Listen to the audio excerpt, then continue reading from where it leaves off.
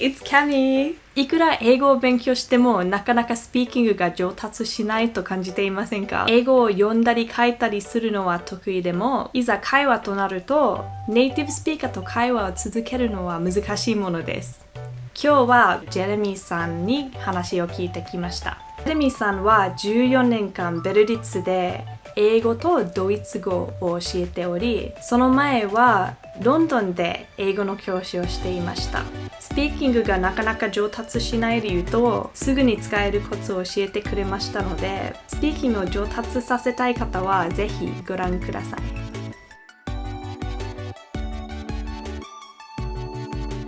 Hi Jeremy, thank you again for joining me for another video.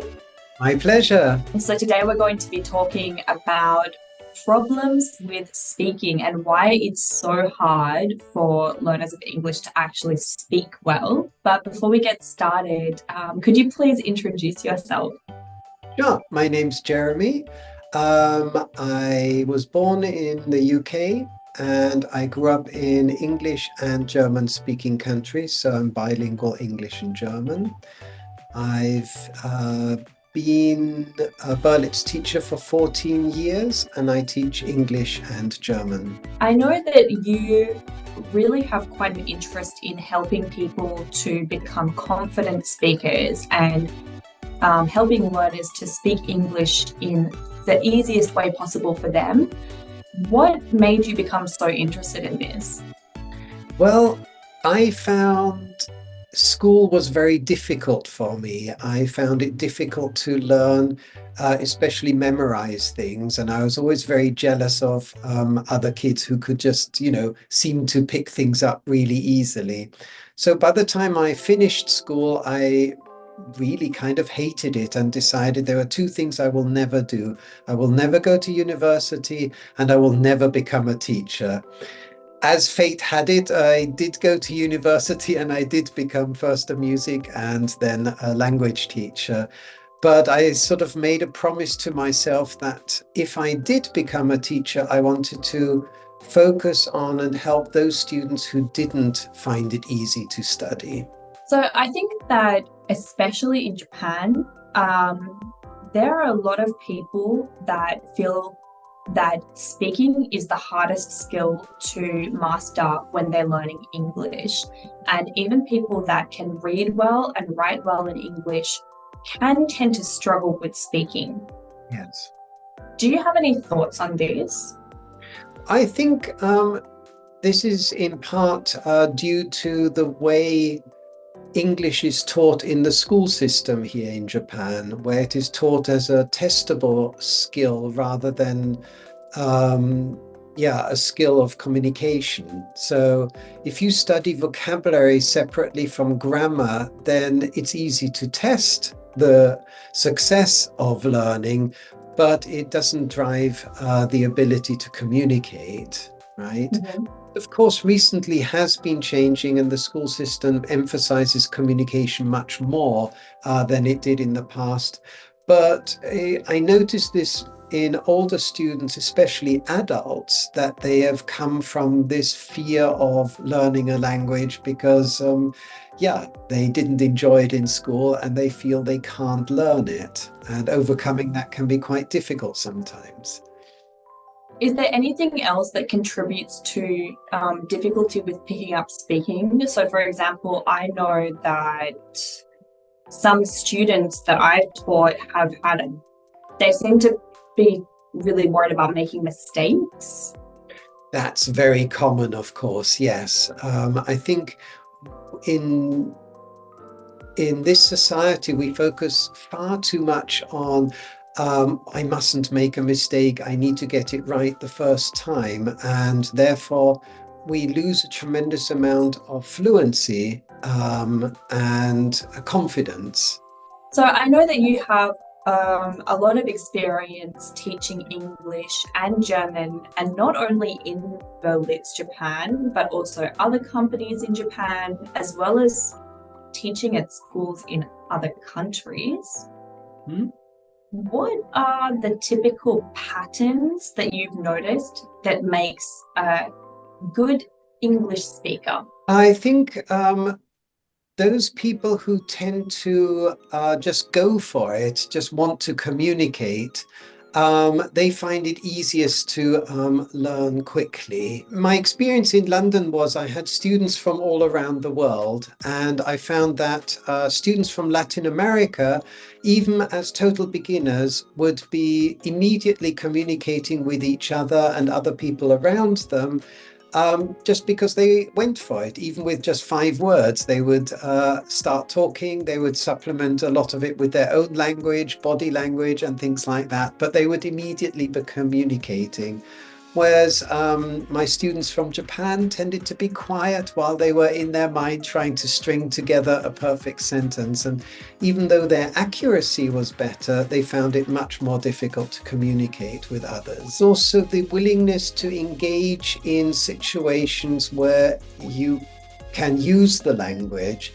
Those people who tend to be afraid of making mistakes tend to hesitate and not join in whenever the situation arises, whereas those who engage and immediately start talking tend to make much more progress. And what about on the opposite side? Did you notice any patterns with students that tend to find it difficult to learn a new language? A lot of the time they will rely too much on translation or forming a perfect sentence before joining in, which often meant that the conversation had long moved on before they were ready to join in, and therefore they missed a lot of opportunities. I also noticed that some students will focus too much on just one method or one form of studying, which tends to get boring, and their progress will start stagnating, or their perception of it will. So having a variety of different ways of practicing certainly increases that as well. Do you think people can still become good speakers if they don't have the opportunity to use the language in real life? Absolutely, yes. Any form of using another language is going to help your progress, even if you are only reading, I don't know, Harry Potter books, for example. You're still going to be learning a language by doing so. So you mentioned that you had some students, for example, students from Latin America, that immediately they can start having a conversation in the target language only, and they are communicating even with their limited knowledge. And then some students, for example, students from Japan, that tended to be more quiet and they had trouble speaking, even though maybe they had high knowledge of vocabulary and grammar. I assume even now at Berlitz you deal with both types of students. Sure. Are there any activities that you do in class to help students become more comfortable with speaking quickly? Sure. I like to use A++ in all lessons, and it's the idea of avoiding the interview situation where the teacher will ask, "How was your weekend?" and the student answers, "Good," and the teacher says, "What did you do?" I watched a movie, and this short question answer backwards and forwards. And A++ allows us to make a more natural sounding conversation by answering the question, adding more information, and then returning a question rather than waiting for the next question. Okay, what does A++ look like? Can you demonstrate to me? Sure. I can ask Cami, what did you do yesterday? Yesterday I went out for lunch. Where did you go? I went to Harajuku. Oh, did you go alone? No, I went with a friend. Fantastic. Okay, one more time. I went out for lunch, I went to Harajuku, and I went with my friends. Okay, one more time. Cami, what did you do yesterday? Yesterday I went out for lunch. I went to Harajuku with my friend. Did you do anything yesterday? Creating this backwards and forwards in a more natural conversation, and it's more focused than just general chit chat. And it's much more natural, because in a real conversation, it would be a bit strange to just answer with yes, no, nothing. Exactly. I used to force myself to use A++ when I just moved to Japan, and I wanted to improve my Japanese. Every time somebody asked me a question, in my head I would always be like, answer, add, ask, to improve my fluency as well. That's very good, yes. Are there any other activities that you like to use to help people become more comfortable with speaking? Our lessons are goal-oriented. The idea is that the student is able to complete a task or has learned a new skill by the end of the lesson. So role plays are essential for our lesson at the end, where we basically complete the situation. Whether you're buying a ticket at the station or checking in for a flight, we would conclude that with a role play at the end of each lesson. And that's a really good way to practice using the new language without any help from the instructor, right? Almost Yes. like a real way. Yes.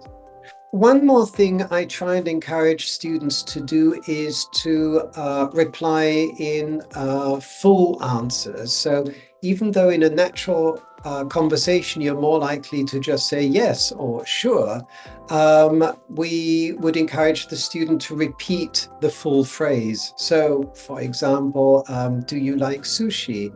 The answer then could be, yes, I do. I like sushi very much. It just gives the student another chance to repeat the full phrase, the full sentence with the correct grammar and so on. And it also gives the instructor the chance to correct word order or intonation or other things. My next question for you is, what do you think are the do's and don'ts for studying if you want to improve your speaking skills?